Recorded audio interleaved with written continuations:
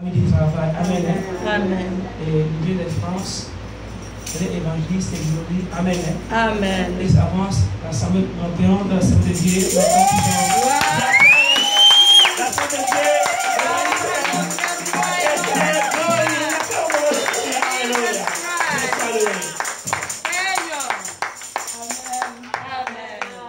Soyez bénis au nom de Jésus. Amen. Je suis tellement contente d'être là. Amen. On va sauter, toucher le plafond. Amen. On va rester debout. Alléluia. Amen.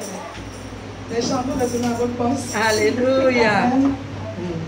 Digne, digne, mon cœur dit que tu es digne. Digne, digne, mon cœur dit que tu es digne. Alléluia. Tu vas chanter ça, tu vas dire à Dieu qu'il est digne. Merci Seigneur. Oh, merci Seigneur. Élève les mains en adoration. Amen. Et dis-lui qu'il est digne. Oh my God.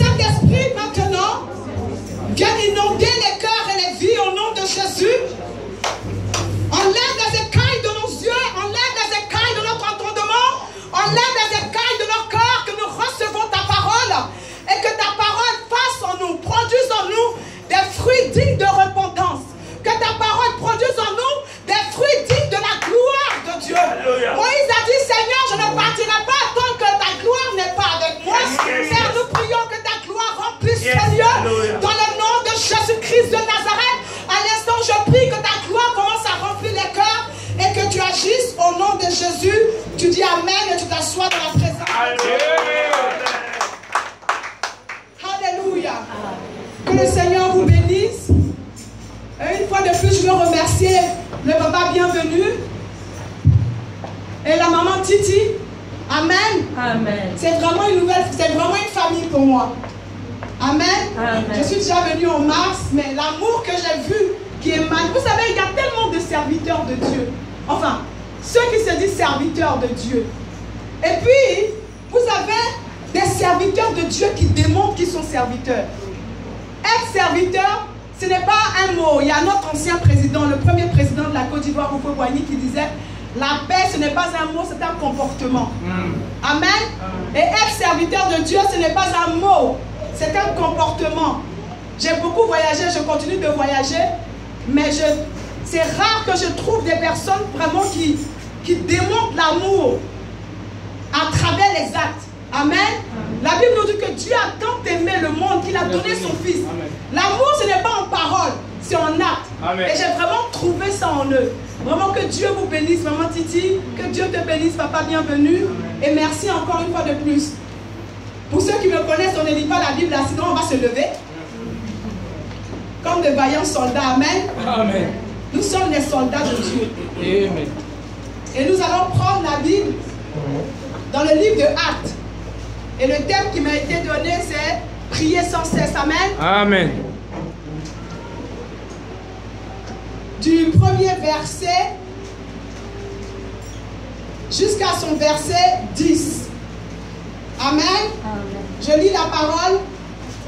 Vers le même temps, le roi Hérode se mit à maltraiter quelques membres de l'Église et il fit mourir par l'épée Jacques, frère de Jean. Voyant que cela était agréable aux Juifs, il fit encore arrêter Pierre. C'était pendant les jours des pains sans levain. Après avoir saisi et jeté en prison, il le mit sous la garde de 4 escouades, de 4 soldats chacune, avec l'intention de le faire comparaître devant le peuple après la Pâque. Pierre donc était gardé dans la prison et l'Église ne cessait d'adresser pour lui des prières à Dieu. La nuit qui précéda le jour où Hérode allait le faire comparaître, Pierre, lié de 2 chaînes, dormait entre 2 soldats et des sentinelles devant la porte gardaient la prison. Et voici un ange du Seigneur survint et la lumière brilla dans la prison. L'ange réveilla Pierre en le frappant du côté et en disant « Lève-toi promptement !» Les chaînes tombèrent de ses mains. Et l'ange lui dit « Mets ta ceinture et tes sandales. » Et il fit ainsi. L'ange lui dit encore « Enveloppe-toi de ton manteau et suis-moi. » Verset 9, Pierre sortit et le suivit. Ne sachant pas que ce qui se faisait par l'ange était réel, il s'imagina avoir une vision. Verset 10. Lorsqu'ils eurent passé la première garde, puis la seconde, ils arrivaient à la porte de fer qui mène à la ville et qui s'ouvrit d'elle-même devant eux. Ils sortirent et s'avancèrent dans une rue. Aussitôt l'ange quitta Pierre, dit Amen fort. Amen. On va s'asseoir dans la présence de Dieu. Priez sans cesse. Alléluia. Amen. La Bible nous raconte une histoire ici, une histoire magnifique. Vous savez que chaque persécution est pour la gloire de Dieu. Tout concourt au bien pour ceux et celui qui aime Dieu. Chaque épreuve, chaque opposition, chaque souffrance que tu rencontres dans ta vie n'est que pour glorifier le nom de Dieu. Amen. Les disciples de Jésus, après la Pentecôte, se sont mis à prêcher Christ. Ils sont mis à parler de Jésus-Christ, non celui qui est sur la croix, mais Jésus ressuscité. Yes. Au travers de le Seigneur magnifiait sa présence, des miracles et des guérisons s'opéraient et des âmes étaient sauvées. Voilà que Satan n'était pas content. Vous savez que Satan n'aime pas les enfants de Dieu. Alléluia. Amen. Satan n'était pas content de ce que des âmes lui étaient arrachées des mains pour rentrer dans le royaume de la lumière, dans le royaume de Christ.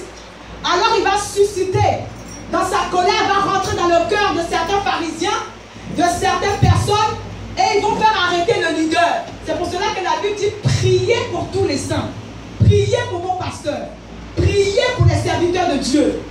Alléluia. Amen. Et Satan va se lever en colère contre Pierre parce que c'est par lui. Jésus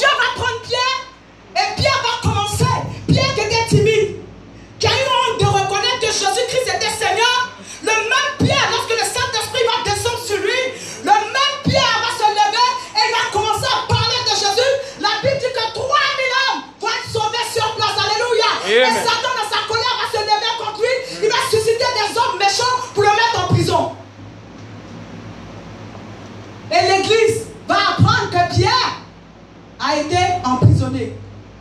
Qu'est-ce que l'église va faire? Tous ensemble, ils vont s'unir. Ils ne vont pas chercher à savoir, mais c'est de sa faute, il aurait dû rester. Parce que souvent, quand des malheurs arrivent aux hommes de Dieu ou arrivent à un chrétien, on accuse le chrétien automatiquement. C'est de ta faute, il fallait rester ici. Pourquoi tu es parti? C'est parce que tu es parti que tu as été arrêté. L'église, dans l'amour, ne va pas chercher à savoir pourquoi Pierre a été arrêté. Mais ils vont décider de se mettre ensemble et de prier afin que Pierre sorte de prison. La Bible dit que lorsqu'ils ont commencé à prier, qu'est-ce qui s'est passé? Le Seigneur a libéré un ange. Pierre, tellement les gens avaient peur que Pierre se sauve, ils l'ont lié de chaînes. Pour être certain qu'il ne va pas se sauver. Et lorsqu'ils ont fini de le lier de chaînes, pour être rassurés qu'il ne va pas fuir, ils l'ont mis en prison. Ça ne suffisait pas à ces personnes de le lier de chaînes, mais il fallait encore qu'il l'enfonce encore dans une prison.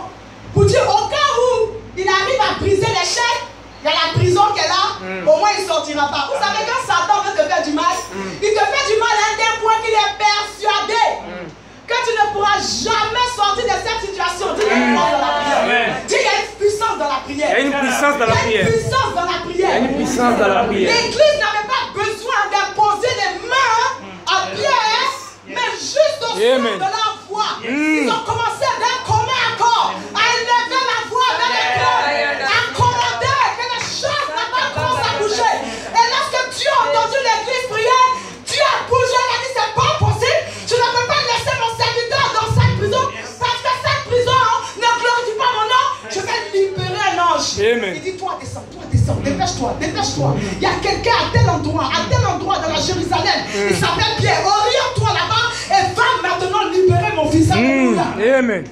Ta prière va libérer la puissance de Dieu sur ta vie. Yes. La prière va briser les chaînes de Satan sur ta vie. Elle va libérer l'onction de Dieu.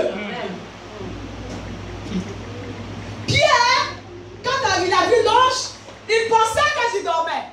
Souvent quand Dieu opère des miracles, tu penses que c'est un rêve. Il y a des miracles qui t'arrivent tellement, c'est tellement fort, que tu penses que tu es en train de rêver. Nous avons un Dieu puissant. La Bible dit que Jésus a été ressuscité.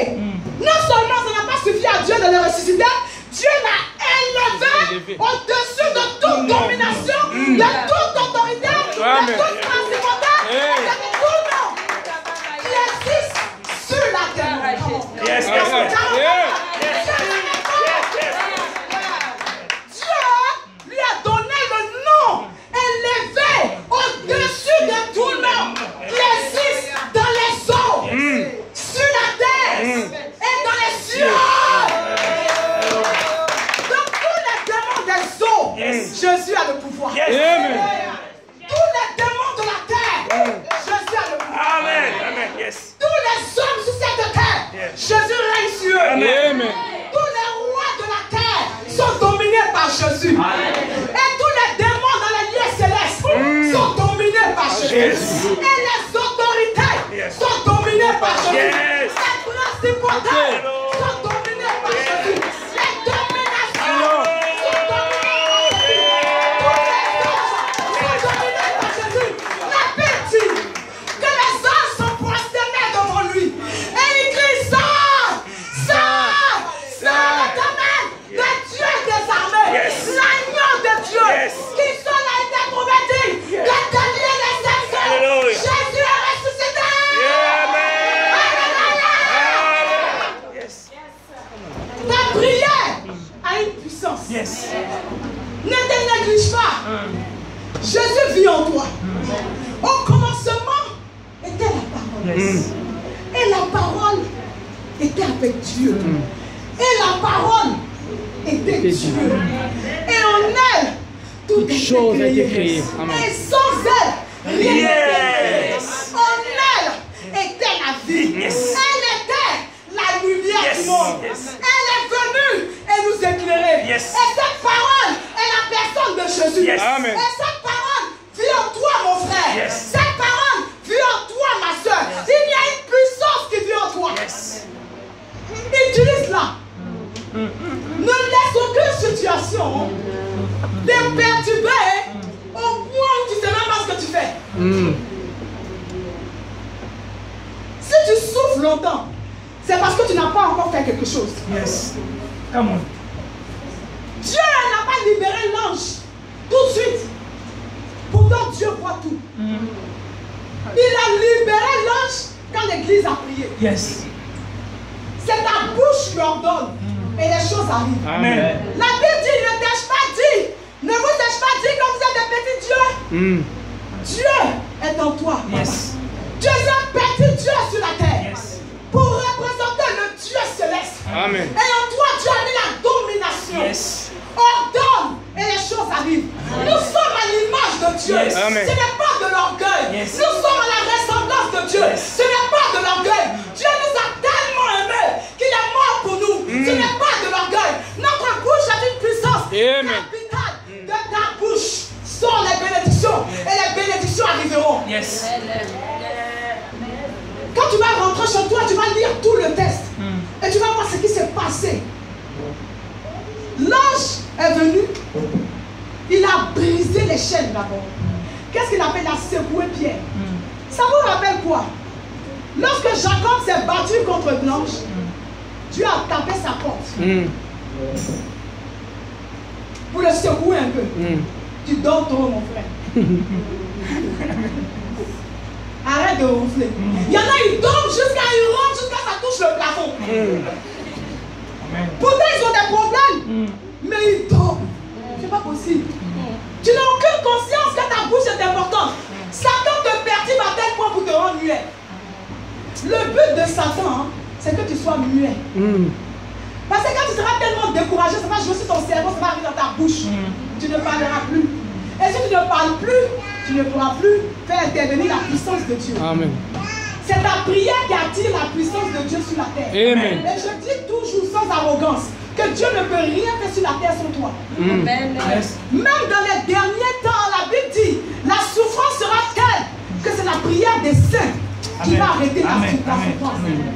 À cause de ta prière, Dieu va abréger la souffrance sur la Yes. terre. Tu as une importance capitale. Amen. La ressemblance de Dieu. Il faut marcher avec assurance. Il faut lever la tête au marché. Quand tu marches, la marche avec assurance. Tu dis, Dieu est avec moi. Yes. Moi, je rentre chez toi pour te bénir. Alléluia. Yes, come on, Je rentre come chez on. toi. La bénédiction de Dieu rentre chez toi. Parce que Christ est en moi. Yes. Preach. Les sorciers tremblent devant nous. Vous savez que les sorciers ont peur de nous. Parce que quand ils nous voient, c'est Christ qu'ils voient. Yes. Et toi, tu les vois, tu cours. Il y a des gens qui ont peur d'aller en vacances à cause des sorciers. Amen. Alors que le sorcier lui-même, il a peur de ta prière. Yes. Il te distrait au maximum avec la télé pour ne pas que tu pries. Ceux qui aiment regarder la télé jusqu'au soir. Tu regardes la télé et tu connais tous les films. Et tu prends 5 minutes pour prier. Mais toi-même, tu empêches la main de Dieu d'agir. Dieu est un Dieu miraculeux. Yes. Rahab, la prostituée, a eu un mari. Toi, tu ne peux pas avoir mari.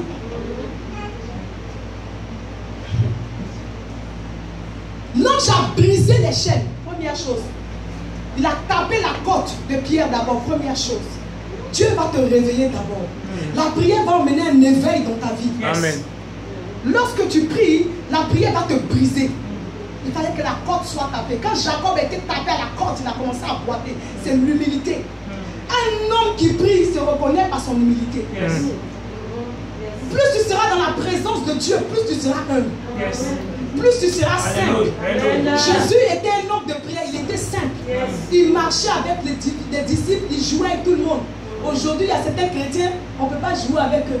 Tellement ils sont remplis. Remplis de quoi? Tu es rempli de la chair. Yes. Ah, au Seigneur. La prière va te rendre humble, ça va casser ta porte, briser ton orgueil, ton ego. La deuxième chose, ça va briser les œuvres de l'ennemi dans ta vie.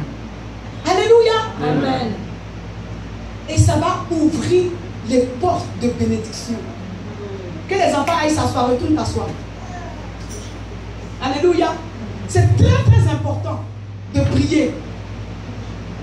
Une de mes soeurs était enceinte et elle faisait que des fausses couches. À chaque fois qu'elle tombait enceinte, elle voyait un esprit qui venait coucher avec elle. Et quelque temps après, elle saignait. Et l'enfant partait. Ça a été 2 ou 3 fois comme ça, si ma mémoire est bonne. La 3e fois, je suis arrivée sur...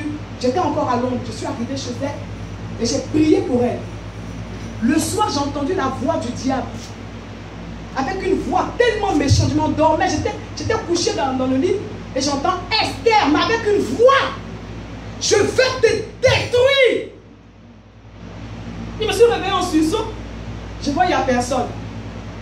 J'ai pris ça à la légère. Ce qui est sûr, la prière que j'avais donnée là, ça l'avait dérangée. Quelque temps après, elle est tombée enceinte. C'est elle qui a eu le songe. Elle m'a dit, j'ai rêvé que ta soeur est enceinte. Il fallait que tu la prennes avec toi pour la couvrir parce qu'elle voyait un esprit qui tentait de l'attaquer pour voler l'enfant. Alors quand j'ai appris ça, j'ai appelé ma petite soeur, je lui ai dit, mais est-ce que tu es enceinte? Elle dit, je ne sais pas, tu vas aller faire l'examen. Je lui ai dit, va faire l'examen. Elle-même, elle ne savait pas. Elle est partie faire le test, elle était enceinte. Je lui ai dit, j'arrive sur Paris. Et quand je suis arrivée sur Paris, nous avons commencé à prier. Elle était attaquée, les esprits venaient taper son ventre. Cogner, elle a souffert durant tout le temps de la grossesse. Cogner son ventre. On me tabassait, je suis même tombée malade après ça. Mais un songe qu'elle a eu qui m'a vraiment déterminée à continuer de prier.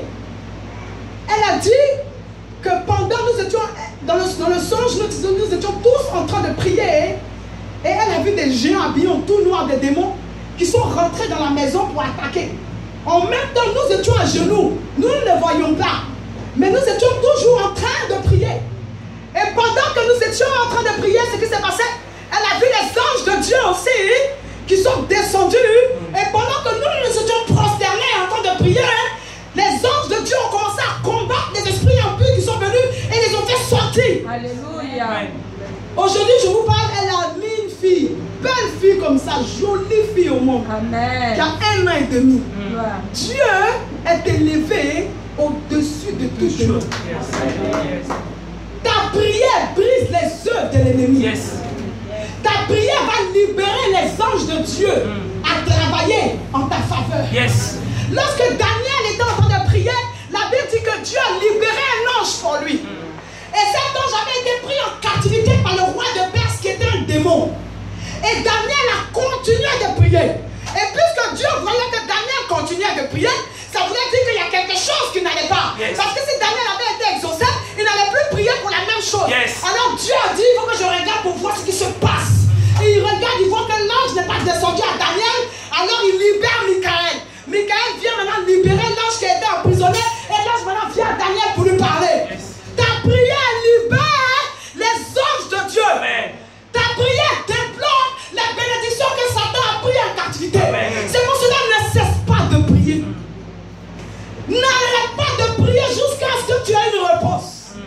Continue de prier jusqu'à ce que Dieu te réponde. Même si Dieu doit te dire non, mais au moins attends qu'il te dise non. Attends qu'il vienne te dire, ah ma soeur, arrête de prier. En ce moment-là, tu dis Dieu m'a répondu. Il dit ça c'est pas pour moi. Et tu lui demandes mais qu'est-ce qui est pour moi? Parce que moi je vais pas passer mon temps dans la prière. Et puis tu viens me dire non, tu vas me parler. Dieu est notre Père. Tu n'es pas un dictateur. La Bible dit allons et plaidons avec Dieu. Dieu il nous parle. Il va te dire non. Ce que tu cherches c'est pas ça que je vais te donner. Voilà ce que je vais te donner. Tu dis merci Seigneur. Et tu changes ta manière de prier. Mais tant que tu n'as pas reçu, même si on dit que la personne est en train de mourir, tu vas continuer de rappeler son âme. Il y a un homme de Dieu qui a parlé. Il a dit que dans son église, il y avait un fidèle qui est tombé et il est mort. Et quand il est mort, il a fait une hémorragie interne. Et les médecins ont dit qu'il va mourir. Il dit, ah non, non, non. Il a lu dans la Bible que la Bible dit, allons et plaidons avec Dieu. Il est allé voir Dieu dans la prière. Il a dit, Seigneur, moi, je refuse qu'il meure. Non seulement tu as dit dans la Bible que le minimum des années, c'est 70 ans. Le monsieur n'a que 50 ans. Donc moi, je refuse qu'il meure. De 2, il soutient l'homme avec son argent. S'il meurt, là, qui va payer? Je refuse qu'il meure. De 3, il est très important dans l'église. Donc mon cher, il faut bien réfléchir, mais ramène son âme ici. Dieu. Et quand il a vu le paradis, il était trop content, il ne voulait plus revenir. Et le Seigneur lui dit non, tu dois retourner. Il dit non, ici c'est trop beau, là-bas c'est sale, c'est la souffrance. Je ne vais pas retourner. Le Seigneur dit tu dois retourner. Il dit non, je ne vais pas. Le Seigneur le prend, il l'emmène vers une fenêtre, il ouvre les rideaux, il regarde en bas, il voit le pasteur. Il dit Seigneur, je refuse qu'il meure. Je refuse qu'il parte. Le Seigneur dit tu vois, ton pasteur refuse. Il faut retourner. Quand il est revenu, l'hémorragie a cessé. Aucune plaie dans son corps. Guérison totale. Et le pasteur n'a pas dit à quelqu'un qu'il a prié de cette manière. Le monsieur vient le dimanche, il fait le témoignage. Il explique qu'il est arrivé là-haut au paradis. Voilà qu'il voit son pasteur en train de dire Seigneur, je refuse. À cause de la prière du pasteur, le Seigneur l'a ramené à la vie. Tu vois la puissance qu'il y a dans la prière. Au lieu d'utiliser ta bouche comme un chewing-gum jusqu'au soir, il utilise ta bouche pour prier. Et là, il met un chewing-gum dans tes oreilles, dans le bus. Tu entends le chewing-gum clac, clac, clac, clac dans tes oreilles, tu ne peux pas respirer. Il utilise ce chewing-gum-là, jette dans la poubelle, il y a un temps pour tout. Et va prier. Si une situation perturbe ta vie, ne pleure pas. Tu peux appeler ton pasteur, pasteur, voilà ta situation, prie pour moi. Et toi aussi, chez toi, tu bombardes. Amen. Je commande au nom de Jésus. Il dit, tout esprit qui s'élève contre Dieu, vous envoie le feu. Ils reçoivent le feu. Amen. Ils reçoivent. Libérez mon chemin. Libère mon... Tu pries jusqu'à ce que tu n'as plus de voix. Quand ta voix part, quand ta voix est partie, tu dors. Amen. Le matin, tu te lèves, tu prends de l'eau tiède, tu mets du citron dedans et du miel. Tu réponds encore, tu pries quand ta voix part. Le lendemain, tu prends l'eau tiède, tu mets du citron, du miel. Ta voix revient, tu t'embarques, tu pries encore jusqu'à ce que ta voix parte. Je vous dis la vérité, quelque chose va se passer. Amen. Dans le jardin de Gethsémani, Jésus était tenté d'abandonner. La Bible dit qu'il a prié, mais quand l'ange de l'Éternel est venu, l'ange n'a pas dit je te sors de là. La Bible dit l'ange l'a touché à son ventre pour le fortifier. Jésus a prié jusqu'à ce que sa sueur se transforme en sang.